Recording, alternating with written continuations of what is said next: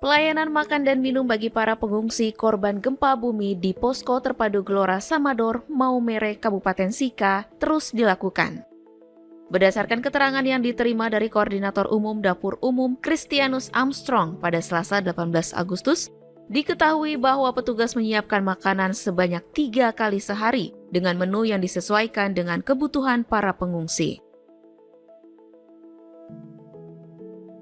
Jumlah yang kami siapkan untuk sebanyak pengungsi yang ada ini itu khusus untuk beras per hari itu rata-rata sekitar 500 sampai dengan 600 kilo yang kami sediakan untuk memberi makan sebanyak 1.500 orang ini.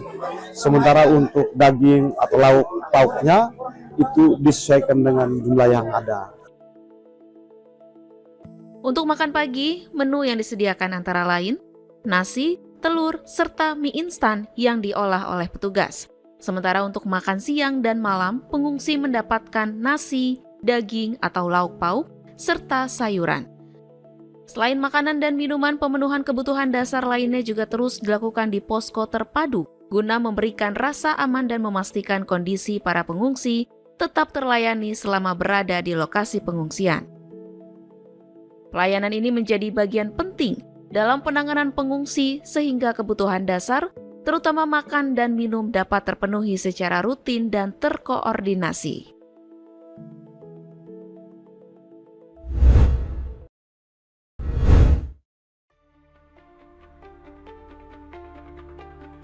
Pemerintah Kabupaten Magetan memastikan pasokan air untuk irigasi sekitar 27.000 hektar lahan persawahan tetap tersedia selama musim kemarau. Pasokan air mengandalkan 2 telaga atau bendung, 30 embung, serta ratusan sumur air dalam yang tersebar di 18 kecamatan. Kepala Dinas PUPR Magetan Muhtar Wakid Selasa 18 Agustus mengatakan, sumur-sumur tersebut dapat dimanfaatkan untuk membantu memenuhi kebutuhan air irigasi petani.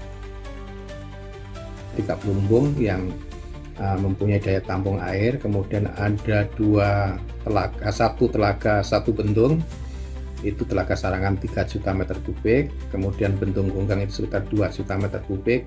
Kita punya ada 125 sumur yang kewenangan kabupaten dan kita punya 110 sumur kewenangan pusat. Nah, ini sumur-sumur inilah yang bisa memberi suplai kepada para petani. Meski pasokan irigasi tersedia, Pemkab Magetan mengimbau petani mempertimbangkan tanaman palawija selama musim kemarau. Langkah ini dilakukan untuk mengurangi risiko gagal panen jika pasokan air berkurang. Untuk memperkuat ketersediaan air tahun ini, Magetan juga mendapat pembangunan 2 sumur beserta jaringan perpipaan dari pemerintah pusat senilai 14,9 miliar rupiah. 2 sumur tersebut akan dibangun di wilayah Tinap dan Mantren dan diharapkan dapat mendukung ketersediaan air irigasi serta ketahanan pangan.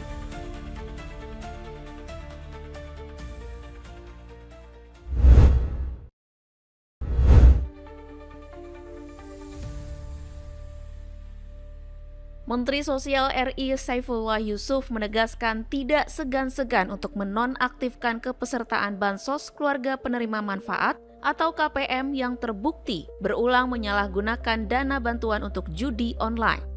Selain itu, Mensos juga mengatakan pihaknya akan menggandeng kepolisian untuk melakukan penindakan hukum apabila diperlukan dalam penanganan hal tersebut. Kita akan sosialisasi, kita akan tentu pada akhirnya memberikan sanksi untuk tidak akan kita salurkan lagi, kita nonaktifkan. Kalau memang betul-betul kelihatan benar-benar dibuat main judul, ya. Ya, diserahkan ke Polri juga untuk bisa ditindaklanjuti. Ya, tapi PPATK kan sudah semua. Yang kita ini adalah kepada KPM-nya. Dalam hasil evaluasi penyaluran Bansos pada periode Triwulan 2 2026, Pusat Pelaporan dan Analis Transaksi Keuangan atau PPATK menemukan 1,49 juta KPM penerima Bansos Sembako terindikasi melakukan judol. Sementara itu dalam program Keluarga Harapan atau PKH sebanyak 794.475 KPM terindikasi menggunakan dana bantuan untuk bermain judol. Berdasarkan laporan PPATK, nilai transaksi dari satu rekening yang diduga sebagai KPM Bansos mencapai 2,5 miliar rupiah.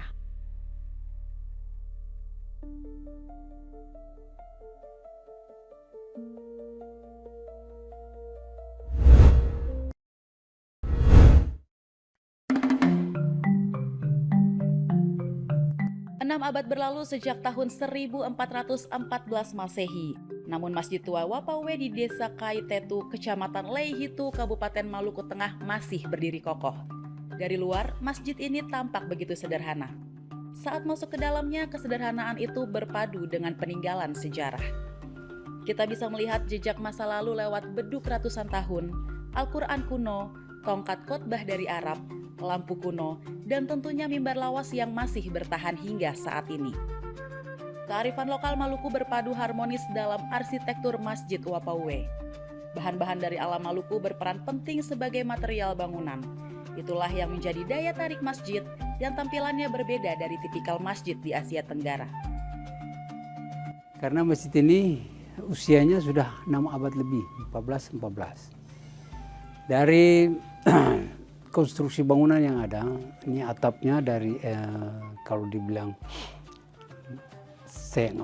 penutup seluruh bangunan ini dari daun sagu nih. Orang Ambon bilang atap. Sedangkan dinding coklatnya ini dari pelepah sagu. Jadi sagu itu makanan khas orang Maluku bukan cuma isinya. Ya, daunnya dimanfaatkan, terus pelepahnya, kulitnya. Selain memanfaatkan sagu, dinding masjid dibuat dari batu karang serta getah daun waru sebagai perekat. Ada juga hal utama yang membuat konstruksi masjid ini menarik. Tidak ada paku atau pasak yang digunakan. Sistemnya seperti puzzle, mirip seperti bangunan rumah kancing, di mana struktur kayu saling mengikat dengan kuncian kayu.